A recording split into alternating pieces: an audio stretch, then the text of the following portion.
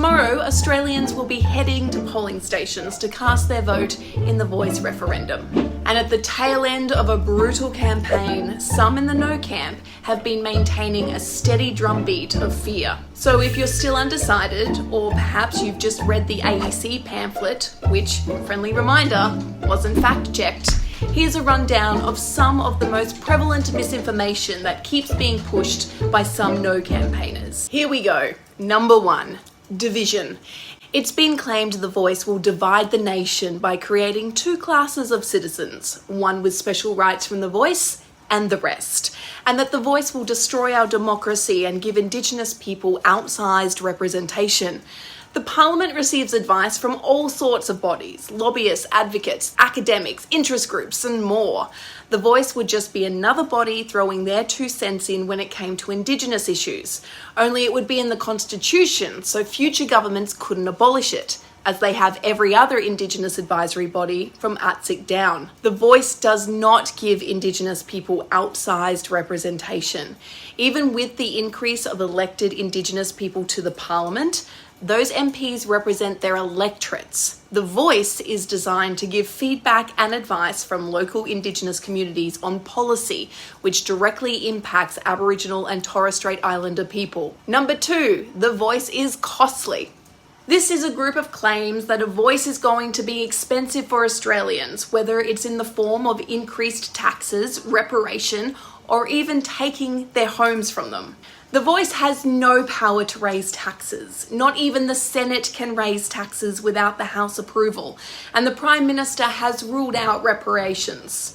As for the claims that Indigenous people are coming for people's homes and properties, well, remember Mabo? Here's then opposition leader John Howard claiming what the net result of native title decisions would be. The Labor Party and the Democrats are effectively saying that the Aboriginal people of Australia should have the potential right of veto over further development of 78% of the land mass of Australia. No one lost their home as a result of the Mabo and Wick court decisions. There's no way for the Voice to change home ownership in Australia. 3, the Voice is a threat to our institutions.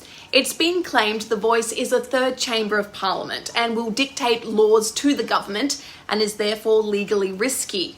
This bundle of thoughts relies on assuming Australians don't really know how Parliament, legislation, and the High Court work. As an advisory body only, the Voice cannot dictate any laws, and it can't hold up legislation. Parliament will continue to operate as it wants to and can ignore any and all advice from the Voice. Constitutional law experts largely agree there's nothing in the Voice that would lead to legal risk, and there's no basis in claiming it would somehow open up the constitutional floodgates and all of our federal laws would be rewritten. Number 4. The Voice will force treaties. Again, the Voice can't force anything. Truth-telling and treaty is a part of the Uluru Statement from the Heart, yes, but they're completely separate processes to the Voice. Lead No campaigner Warren Mundine has said that a no vote will lead to treaty, while fellow no advocate Senator Jacinta Price has said a yes vote would lead to treaty. But there's no evidence either would happen. The government's given no indication it would move ahead with the treaty process regardless of Saturday's result. Number 5, there's no details. This is what the No campaign's getting at with its slogan you've likely heard a million times by now. If you don't know, vote no. We're being asked to sign a blank cheque on our constitution. The claims are that there are no specifics, so you don't know what you're voting for, and that the Voice is a Trojan horse for secret agendas. But there is plenty of detail. None of it is set in stone because that's the job of the Parliament, but we do have an in-principle guide of what the Voice would look like under this government, including how many members there'd be and their term limits.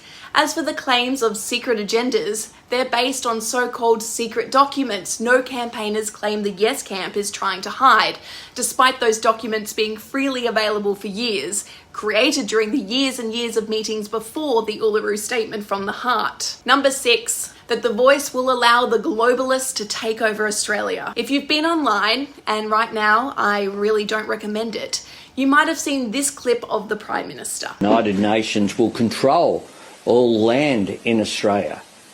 All land. You will lose private ownership of everyone's home. No, that wasn't AI generated Albo. He really did say those words, but the words around that soundbite provide the crucial context. The Prime Minister was talking about conspiracy theories surrounding the voice. The UN can't even declare the Great Barrier Reef as being in danger. There is no way it can take over Australia, or any country for that matter. Number 7. That the Australian Electoral Commission will tamper with your votes. Opposition leader Peter Dutton has attacked the Australian Electoral Commission, claiming the voting was rigged. The Prime Minister, right from the start, has, I think tried to rig this thing, not providing the detail, just getting it through on the vibe. This was after the AEC Commissioner had said that ballots with ticks could be counted as yeses, but crosses would be an informal vote and wouldn't count. But that has been the law for the last 6 referendums. There is no conspiracy or change here. And in the past, it's been a minor issue.